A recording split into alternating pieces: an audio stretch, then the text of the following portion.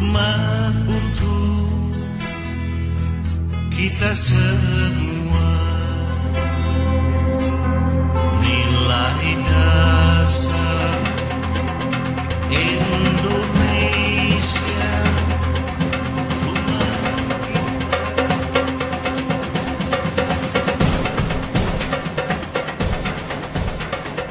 Para pendiri bangsa ini telah sepakat menjadikan Pancasila sebagai dasar negara dan ideologi bangsa. Pertanyaannya adalah, Pancasila itu ideologi dari mana? Siapa yang menciptakan Pancasila? Pancasila adalah ideologi asli Indonesia. Pancasila bukan ideologi yang diadopsi dari luar, tetapi merupakan anak kandung Ibu Pertiwi. Pancasila bukan ciptaan siapa-siapa, melainkan sebuah falsafah kehidupan yang telah lama dihayati oleh bangsa Indonesia. Rumusan Pancasila yang ada saat ini merupakan hasil kristalisasi dan formalisasi dari nilai-nilai kehidupan yang telah lama dihayati oleh bangsa Indonesia. Soekarno mengatakan demikian, "Aku bukan pencipta Pancasila, aku sekedar memformulasikan adanya beberapa perasaan di dalam kalangan rakyat yang kemudian kunamakan Pancasila. Aku menggali di dalam buminya rakyat Indonesia dan aku melihat di dalam kalbunya bangsa Indonesia." Sejenak mari kita simak sejarah perumusan Pancasila dari prinsip-prinsip yang diusulkan oleh Soekarno hingga akhirnya menjadi rumusan yang final dan mengikat secara hukum bagi bangsa Indonesia. Menjelang berakhirnya Perang Asia Timur Raya tahun 1945, Jepang menjanjikan kemerdekaan kepada rakyat Indonesia. Janji Jepang itu mulai direalisasikan dengan dibentuknya Badan Penyelidik Usaha-Usaha Persiapan Kemerdekaan Indonesia atau BPUPKI, atau yang dalam bahasa Jepang dikenal dengan Dokuritsu Junbi Chosakai. BPUPKI dibentuk tanggal 29 April tahun 1945. 1 bulan setelah dibentuk, BPUPKI mulai bersidang untuk menyiapkan hal-hal yang diperlukan bagi berdirinya negara Indonesia yang merdeka. Sidang pertama BPUPKI berlangsung dari tanggal 29 Mei hingga 1 Juni tahun 1945. BPUPKI diketuai oleh Dr. Kanjeng Raden Tumenggung Rajiman Wedyodiningrat. Wakil Ketua 1 adalah orang Jepang, yaitu Ichibangase Yoshio, dan Wakil Ketua 2 adalah Raden Panji Suroso. Daftar anggotanya dapat Anda lihat pada layar berikut ini. Menurut Mr. Muhammad Yamin, seperti yang terdapat dalam bukunya yang berjudul Naskah Persiapan, ada 3 tokoh yang berpidato menyampaikan usulan dasar negara. 3 tokoh itu ialah Profesor Mr. Supomo, Mr. Muhammad Yamin, dan Insinyur Soekarno. Anehnya, ketiga tokoh itu sama-sama mengusulkan 5 prinsip dasar. Menurut Yamin, selain menyampaikan usulan secara lisan dalam pidato, dia juga mengusulkan secara tertulis yang rumusannya sangat mendekati rumusan Pancasila yang sudah final saat ini. Di layar tampil 4 konsep Pancasila dari 3 tokoh yang menyampaikan usulannya dalam sidang pertama BPUPKI. Buku Muhammad Yamin itu dibantah oleh 5 tokoh pendiri bangsa yang juga merupakan pelaku sejarah dalam proses perumusan dasar negara. 5 tokoh itu adalah Dr. Muhammad Hatta, Mr. Ahmad Subardjo, Mr. Alex Andreas Maramis, Profesor Mr. Abdul Ghaffar Pringgodikdo, dan Profesor Mr. Sunario.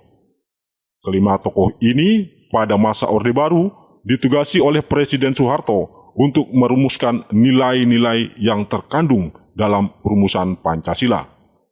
Kelima tokoh ini bersaksi bahwa Muhammad Yamin tidak pernah berpidato mengusulkan konsep dasar negara seperti yang disebutkan dalam bukunya itu. Menurut kelima tokoh ini, hanya Soekarno yang berpidato menyampaikan usulan konsep dasar negara yang berisi 5 prinsip dasar dan yang kemudian disebut Pancasila. Kontroversi tentang klaim Muhammad Yamin ini mendapat titik terang melalui buku A.B. Kusuma yang berjudul Lahirnya Undang-Undang Dasar tahun 1945. Di dalam buku ini dijelaskan bahwa sebenarnya ada banyak tokoh yang menyampaikan usulan tentang dasar negara, baik dari golongan Islam maupun dari golongan nasional. Muhammad Yamin termasuk salah satunya, tetapi isi usulannya tidak seperti yang ditulisnya dalam bukunya yang berjudul Naskah Persiapan tersebut. Soekarno lah yang berpidato dengan durasi yang cukup panjang dan yang menyampaikan konsep Pancasila di dalam pidatonya secara komprehensif. Tampaknya memang benar bahwa sebelum Soekarno berpidato, telah banyak orang yang berpidato, tetapi yang disampaikan bukanlah konsep dasar negara. Hal itu terlihat juga dalam ucapan Soekarno pada saat berpidato tanggal 1 Juni tahun 1945, seperti yang tercatat dalam risalah BPUPKI. Berikut ini kutipan pidato Soekarno tentang hal itu. Paduka Tuan Ketua yang mulia, sesudah 3 hari berturut-turut anggota-anggota Dokuritsu Zumbicho Sakai mengeluarkan pendapat-pendapatnya, maka sekarang saya mendapat kehormatan dari Paduka Tuan Ketua yang mulia untuk mengemukakan pula pendapat saya. Maaf, beribu maaf. Banyak anggota telah berpidato, dan dalam pidato mereka itu diutarakan hal-hal yang sebenarnya bukan dasarnya Indonesia merdeka. Menurut anggapan saya, yang diminta oleh Paduka Tuan Ketua yang mulia ialah dalam bahasa Belanda, filosofi grondslag daripada Indonesia merdeka. Filosofi grondslag itulah fondamen, filsafat, pikiran yang sedalam-dalamnya, jiwa, hasrat yang sedalam-dalamnya untuk di atasnya didirikan gedung Indonesia merdeka yang kekal dan abadi. Soekarno adalah orang yang pertama kali mengajukan konsep 5 prinsip dasar yang menjadi asas bagi berdirinya Indonesia merdeka, yaitu konsep filosofis grondslag atau dasar negara dan juga Weltanschauung atau ideologi bangsa. Soekarno pula orang yang pertama kali memperkenalkan istilah Pancasila. Karena itu, pada tanggal 1 Juni 1945, yaitu tanggal saat Soekarno menyampaikan pidatonya tentang Pancasila di dalam sidang BPUPKI, diperingati sebagai hari lahirnya Pancasila. Sebelum mulai mengemukakan usulannya tentang dasar dan ideologi negara, Soekarno terlebih dahulu menjelaskan makna kemerdekaan atau political independence. Dalam pandangan Soekarno, kemerdekaan bukanlah tujuan, melainkan hanya sebagai sarana, sebagai jembatan emas untuk menuju masyarakat yang adil dan sejahtera. Berikut ini adalah cuplikan isi pidato Soekarno yang disarikan dari risalah BPUPKI. Bahwa kemerdekaan, politik onafhankelijkheid, political independence tak lain dan tak bukan ialah satu jembatan emas. Bahwa di seberangnya jembatan itulah kita sempurnakan kita punya masyarakat. Inilah maksud saya dengan perkataan jembatan. Di seberang jembatan emas inilah baru kita leluasa menyusun masyarakat Indonesia merdeka yang gagah, kuat, sehat, kekal, dan abadi. Apakah Weltanschauung kita untuk mendirikan negara Indonesia merdeka di atasnya? Kita bersama-sama mencari persamaan filosofi grondslag, mencari satu Weltanschauung yang kita semua setuju. Saya katakan lagi setuju. Apakah itu?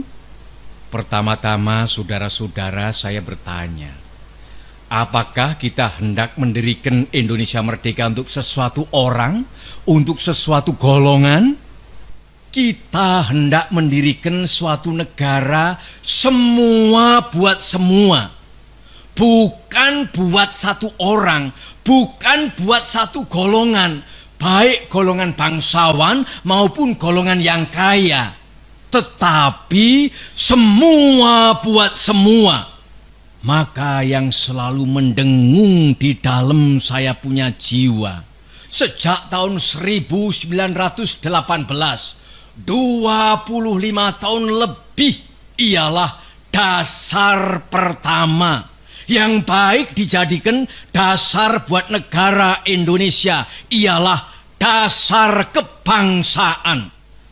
Kita mendirikan satu negara kebangsaan Indonesia. Saya katakan bahwa dasar pertama buat Indonesia ialah dasar kebangsaan. Apakah yang dinamakan bangsa? Apakah syaratnya bangsa? Persatuan antara orang dan tempat, tuan-tuan sekalian. Persatuan antara manusia dan tempatnya. Bangsa Indonesia ialah seluruh manusia-manusia yang menurut geopolitik yang telah ditentukan oleh Allah Subhanahu wa Ta'ala tinggal di kesatuannya semua pulau-pulau Indonesia dari ujung utara Sumatera sampai ke Irian. Seluruhnya yang telah menjadi satu, sekali lagi satu.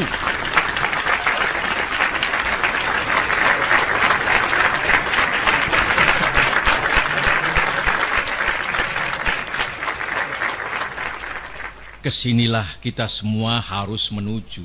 Mendirikan satu nasionalis stat di atas kesatuan bumi Indonesia dari ujung Sumatera sampai ke Irian.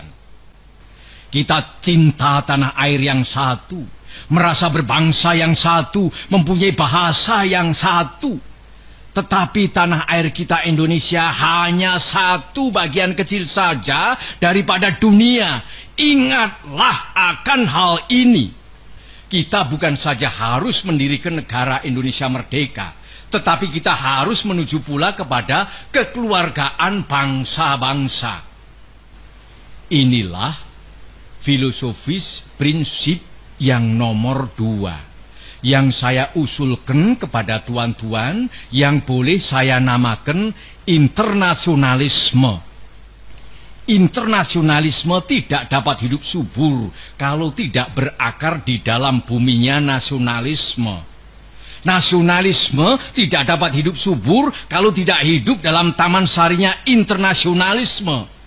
Jadi dua hal ini, saudara-saudara, prinsip 1 dan prinsip 2, yang pertama-tama saya usulkan kepada tuan-tuan sekalian adalah bergandengan erat satu sama lain. Kemudian apakah dasar yang ketiga? Dasar itu ialah dasar mufakat, dasar perwakilan, dasar permusyawaratan. Negara Indonesia bukan satu negara untuk satu orang, bukan satu negara untuk satu golongan, tetapi kita mendirikan negara semua buat semua, satu buat semua, semua buat satu. Saya yakin bahwa syarat yang mutlak untuk kuatnya negara Indonesia ialah permusyawaratan perwakilan.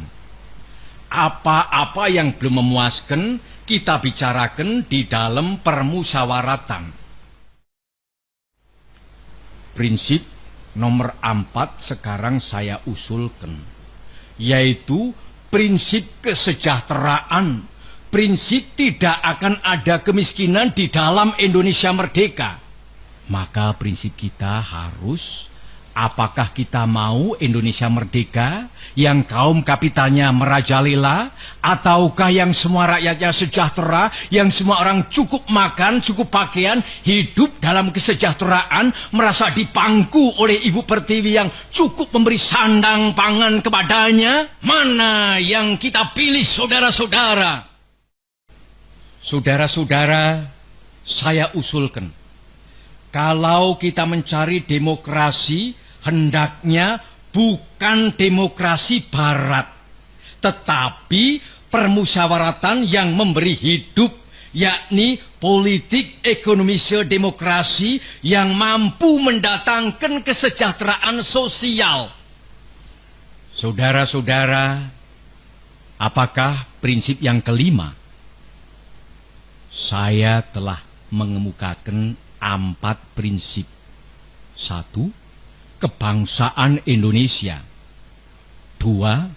Internasionalisme atau perikemanusiaan. 3. Mufakat atau demokrasi. 4. Kesejahteraan sosial. Prinsip yang kelima hendaknya menyusun Indonesia merdeka dengan bertakwa kepada Tuhan Yang Maha Esa. Prinsip ketuhanan bukan saja bangsa Indonesia bertuhan, tetapi masing-masing orang Indonesia hendaknya bertuhan. Tuhannya sendiri. Yang Kristen menyembah Tuhan menurut petunjuk Isa Al-Masih, yang Islam menurut petunjuk Nabi Muhammad Sallallahu Alaihi Wasallam.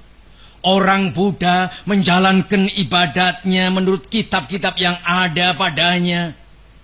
Tetapi marilah kita semuanya bertuhan. Hendaknya negara Indonesia ialah negara yang tiap-tiap orangnya dapat menyembah Tuhannya dengan cara yang leluasa.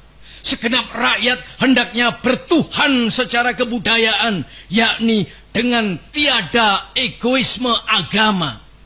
Marilah kita amalkan, jalankan agama baik Islam maupun Kristen dengan cara yang berkeadaban. Apakah cara yang berkeadaban itu? Ialah hormat menghormati satu sama lain. Marilah kita di dalam Indonesia Merdeka yang kita susun ini sesuai dengan itu.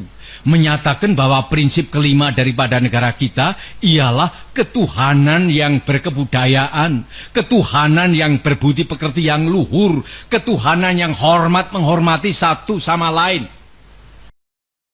Saudara-saudara, dasar-dasar negara telah saya usulkan. 5 bilangannya. Namanya bukan Pancadharma, tetapi saya namakan ini dengan petunjuk seorang teman kita ahli bahasa. Namanya ialah Pancasila. Sila artinya azas atau dasar. Dan di atas kelima dasar itulah kita mendirikan negara Indonesia kekal dan abadi.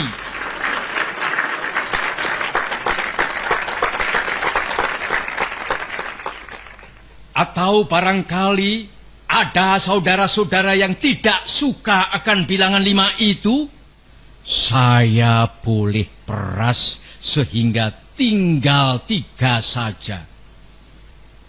Apakah perasan yang 3 itu? Berpuluh-puluh tahun sudah saya pikirkan dia.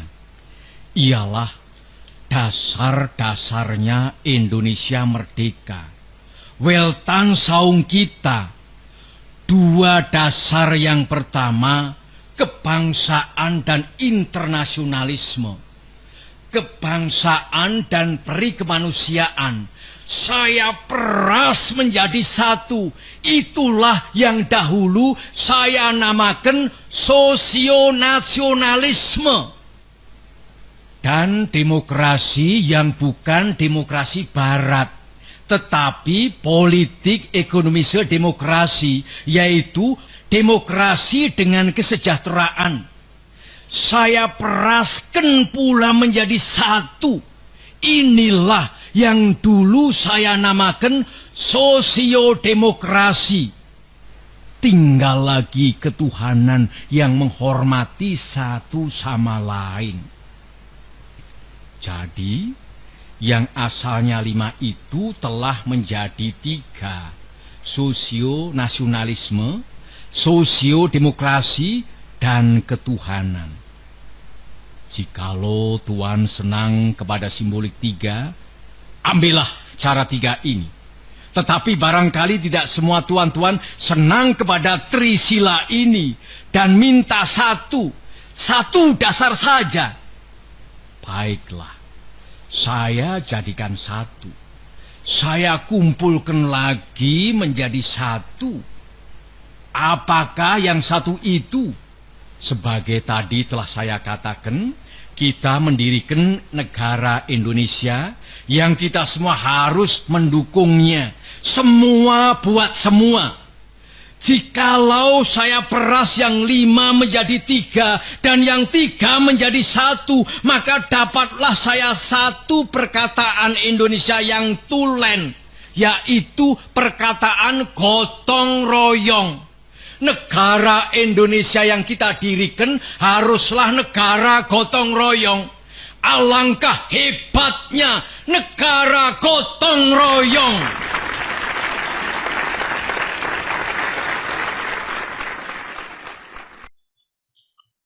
Orang sering salah mengerti gagasan Soekarno dari Pancasila menjadi Trisila dan Ekasila.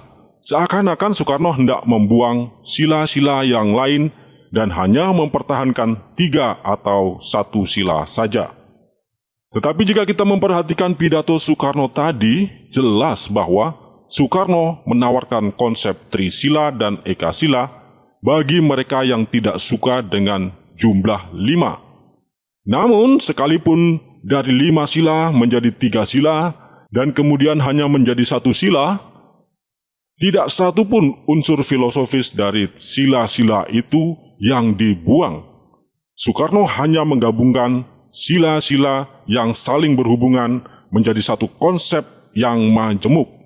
Dengan demikian, di dalam Trisila maupun Ekasila, sesungguhnya terdapat semua prinsip yang ada di dalam Pancasila.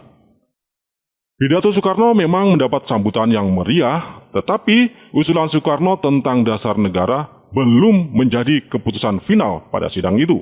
Pada akhir sidang, BPUPKI membentuk panitia kecil yang terdiri dari 8 orang, yang kemudian dikenal dengan Panitia 8. Panitia 8 bertugas membahas lebih lanjut usulan Soekarno tentang dasar negara, juga membahas hal-hal lain juga, diantaranya waktu kemerdekaan, bentuk negara, badan-badan negara, pertahanan, dan keuangan negara. Tokoh-tokoh yang tergabung dalam Panitia 8 adalah Soekarno dari kelompok nasionalis sekaligus sebagai ketua, Muhammad Hatta dari kelompok nasionalis, Muhammad Yamin dari kelompok nasionalis, Alexander Andres Maramis dari kelompok nasionalis, Raden Oto Iskandar-Dinata dari kelompok nasionalis, MS Karto Hadi Kusumo dari kelompok nasionalis, Ki Bagus Hadi Kusumo dari kelompok Islam, dan Kiai Haji Wahid Hasim dari kelompok Islam. Maka secara keseluruhan, Panitia 8 terdiri dari 6 perwakilan kelompok nasionalis dan 2 perwakilan dari kelompok Islam. Salah satu keputusan penting dari Panitia 8 adalah menentukan waktu kemerdekaan harus dilaksanakan secepat-cepatnya. Setelah Panitia 8 selesai melaksanakan tugasnya, Soekarno mengambil inisiatif untuk membentuk panitia kecil yang terdiri dari 9 tokoh dengan komposisi yang lebih berimbang antara kelompok nasionalis dan kelompok Islam. Panitia itu diketuai oleh Soekarno dengan tugas khusus merumuskan konstitusi negara. Anggota panitia itu adalah Muhammad Hatta dari kelompok nasionalis, Muhammad Yamin dari kelompok nasionalis, Alexander Andres Maramis dari kelompok nasionalis, Ahmad Subarjo dari kelompok nasionalis, Kiai Haji Wahid Hasim dari kelompok Islam, Haji Agus Salim dari kelompok Islam, Kiai Haji Kahar Musakir dari kelompok Islam, dan Raden Abi Kusno Cokro Suyoso dari kelompok Islam. Panitia 9 berhasil menyusun rancangan naskah pembukaan atau Mukadimah Undang-Undang Dasar. Naskah ini kemudian dikenal dengan nama Piagam Jakarta. Naskah itu terdiri dari 4 alinea, Pada alinea terakhir terdapat rumusan dasar negara yang dikembangkan dari usulan Soekarno pada pidato tanggal 1 Juni 1945. Inilah susunan dan urutan sila-sila dalam Pancasila yang terdapat pada Piagam Jakarta. Kita dapat melihat transformasi rumusan Soekarno menjadi rumusan Piagam Jakarta sebagai berikut. Sila ketuhanan menjadi sila pertama dengan rumusannya yang berbunyi ketuhanan dengan kewajiban menjalankan syariat Islam bagi pemeluk-pemeluknya. Sila internasionalisme atau peri kemanusiaan, rumusnya menjadi kemanusiaan yang adil dan beradab dan tetap menjadi sila kedua. Sila kebangsaan menjadi sila ketiga dengan rumusan Persatuan Indonesia. Sila mufakat atau demokrasi berubah menjadi sila keempat dengan rumusan kerakyatan yang dipimpin oleh hikmat kebijaksanaan dalam permusyawaratan perwakilan. Dan sila kesejahteraan sosial menjadi sila kelima dengan rumusan keadilan sosial bagi seluruh rakyat Indonesia. Naskah Piagam Jakarta diterima oleh BPUPKI sebagai naskah pembukaan Undang-Undang Dasar Negara Republik Indonesia pada tanggal 22 Juni tahun 1945. Setelah menyelesaikan tugas-tugasnya, BPUPKI dibubarkan pada tanggal 7 Agustus tahun 1945. Sebagai gantinya, pada tanggal 12 Agustus tahun 1945, dibentuklah Panitia Persiapan Kemerdekaan Indonesia atau PPKI yang dalam bahasa Jepangnya disebut Dokuritsu Zunbi Inkai. PPKI diketuai oleh Insinyur Soekarno dan Dr. Andus Muhammad Hatta sebagai wakilnya. Di layar tampak 25 nama anggota PPKI yang mewakili semua golongan. PPKI melanjutkan tugas-tugas BPUPKI untuk hal-hal yang lebih teknis, yaitu penyelenggaraan proklamasi kemerdekaan Indonesia, penetapan dasar negara, penetapan konstitusi negara, dan pembentukan badan-badan negara. Melalui desakan para pemuda, proklamasi kemerdekaan diadakan pada tanggal 17 Agustus tahun 1945 tanpa harus menunggu persetujuan dari pemerintah pendudukan Jepang. Sehari setelah proklamasi, yaitu tanggal 18 Agustus tahun 1945, PPKI mulai bersidang untuk menetapkan dasar negara, menetapkan undang-undang dasar, mengangkat presiden dan wakil presiden, dan membentuk Komite Nasional sebagai badan perwakilan rakyat sementara. Dalam sidang PPKI tanggal 18 Agustus tahun 1945, utusan golongan Kristen dan Katolik menyampaikan keberatan atas tercantumnya secara eksplisit di dalam mukadimah sebuah frasa yang berbunyi, dengan kewajiban menjalankan syariat Islam bagi pemeluk-pemeluknya. Frasa ini sekalipun ditujukan hanya untuk pemeluk Islam yang mayoritas jumlahnya, tetapi dapat menjadi bentuk diskriminasi tersendiri bagi pemeluk agama lain yang minoritas jumlahnya. Atas keberatan dari kelompok Kristen dan Katolik itu, dan setelah mendapat persetujuan dari beberapa tokoh Islam yang tergabung dalam PPKI, Muhammad Hatta yang ketika itu menjadi pemimpin sidang, akhirnya mencoret frasa yang berbunyi, dengan kewajiban menjalankan syariat Islam bagi pemeluk-pemeluknya. PPKI kemudian merevisi bunyi sila pertama menjadi ketuhanan yang Maha Esa. Piagam Jakarta yang telah direvisi oleh PPKI itu kemudian disahkan menjadi bagian dari konstitusi, yaitu sebagai pembukaan Undang-Undang Dasar Negara Republik Indonesia tahun 1945. Di dalam pembukaan Undang-Undang Dasar Negara Republik Indonesia tahun 1945 yang disahkan PPKI tanggal 18 Agustus tahun 1945, terdapat rumusan Pancasila yang baku dan sah yang menjadi dasar negara, ideologi bangsa. Pengesahan dan penetapan oleh PPKI itu merupakan sebuah perjanjian luhur bangsa atau gentleman agreement yang mengikat secara hukum segenap bangsa Indonesia sejak tanggal 18 Agustus tahun 1945 hingga sekarang ini dan untuk selamanya. Indonesia memang pernah 2 kali berganti konstitusi, yaitu tahun 1949 menggunakan Konstitusi Republik Indonesia Serikat, dan tahun 1950 Indonesia menggunakan Undang-Undang Dasar sementara tahun 1950. Namun pun begitu, Pancasila tidak pernah tergantikan. Pancasila selalu tercantum dalam mukadimah atau pembukaan konstitusi-konstitusi itu. Akhirnya pada tanggal 5 Juli tahun 1959, Presiden Soekarno mengeluarkan dekret untuk kembali kepada Undang-Undang Dasar Negara Republik Indonesia tahun 1945 beserta mukadimahnya dari Piagam Jakarta yang telah direvisi dan disahkan oleh PPKI pada tanggal 18 Agustus tahun 1945. Baiklah, mari kita lihat kembali nilai-nilai yang terkandung di setiap sila dalam Pancasila.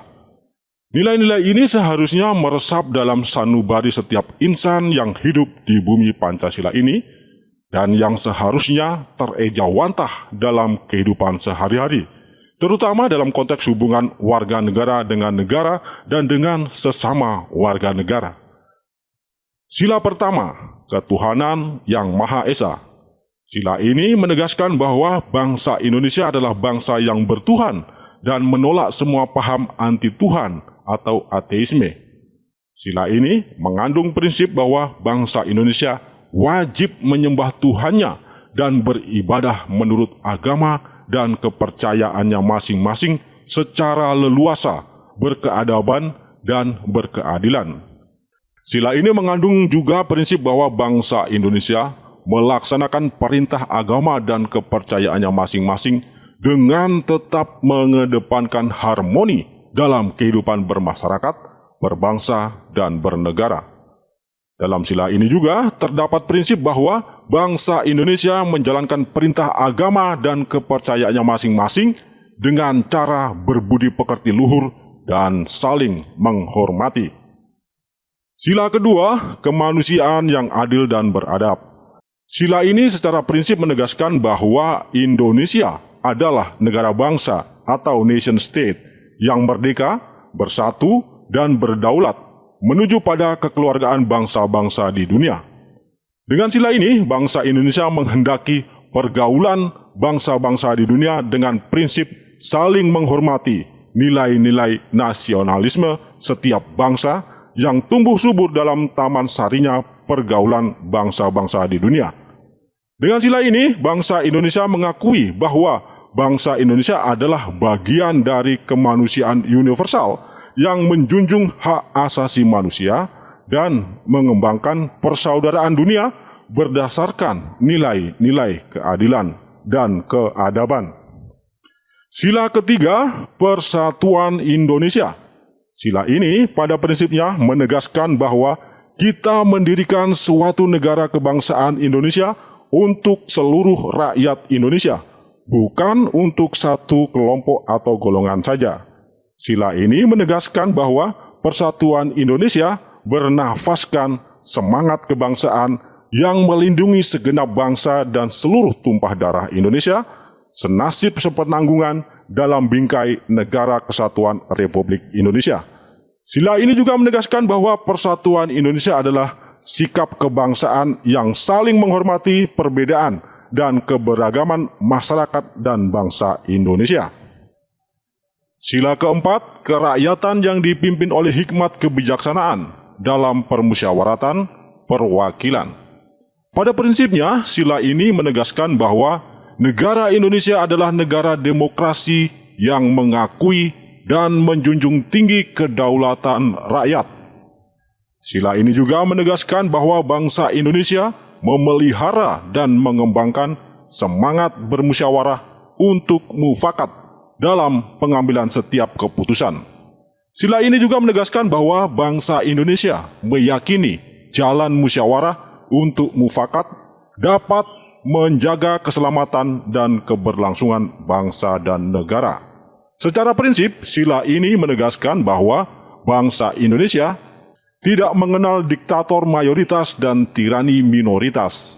Secara prinsip, bangsa Indonesia dalam mengambil keputusan senantiasa dipimpin oleh nilai-nilai ketuhanan, kemanusiaan, dan keadilan dalam semangat hikmat kebijaksanaan dalam permusyawaratan untuk mewujudkan keadilan.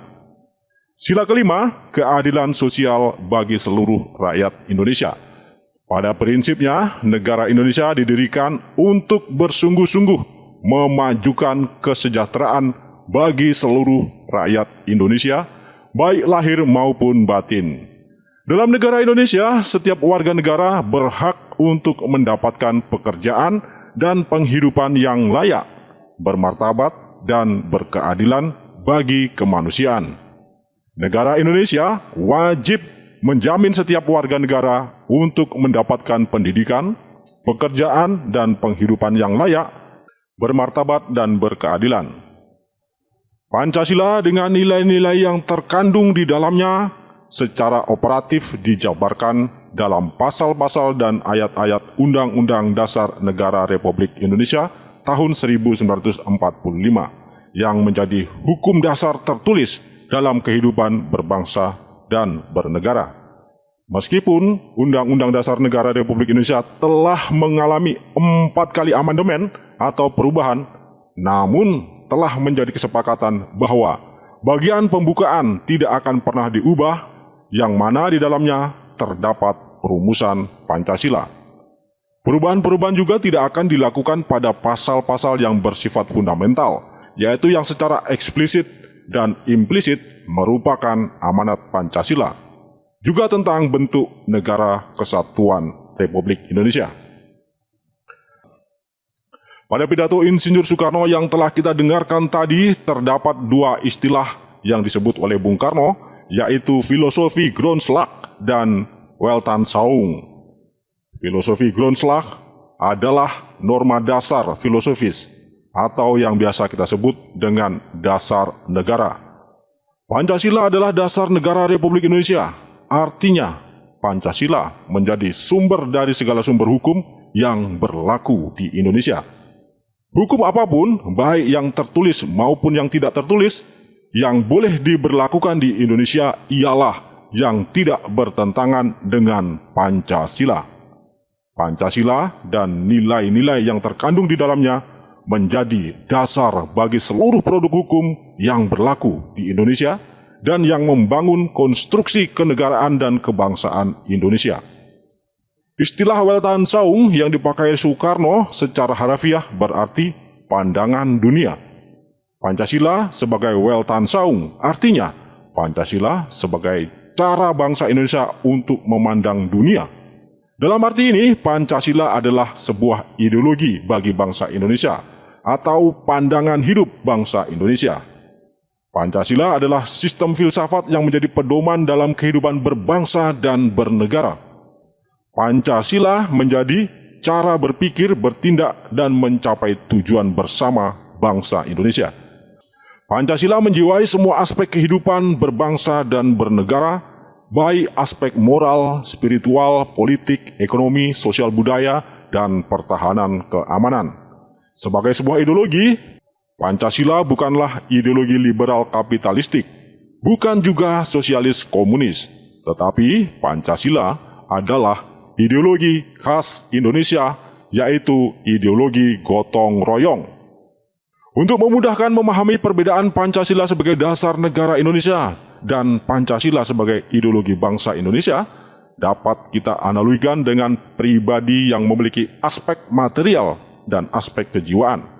Dasar negara adalah aspek material yang membentuk sistem kenegaraan, yaitu menyangkut norma-norma fundamental maupun sistem hukum yang mengikat seluruh warga negara dan yang mengatur jalannya pemerintahan. Sedangkan ideologi adalah aspek kejiwaan, aspek mental yang di dalamnya menyangkut perasaan, pikiran, dan harapan.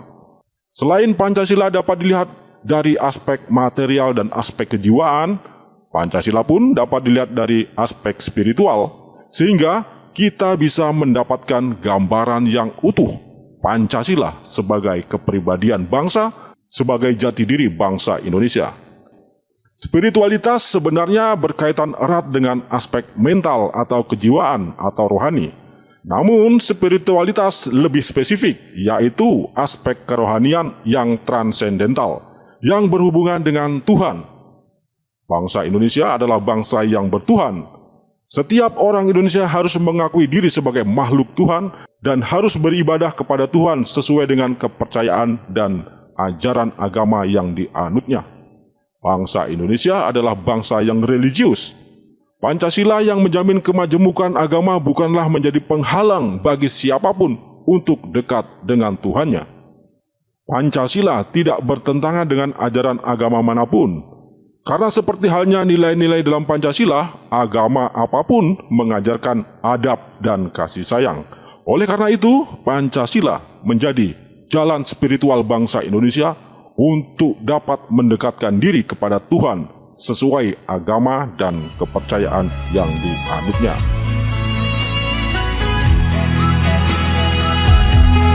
Pancasila,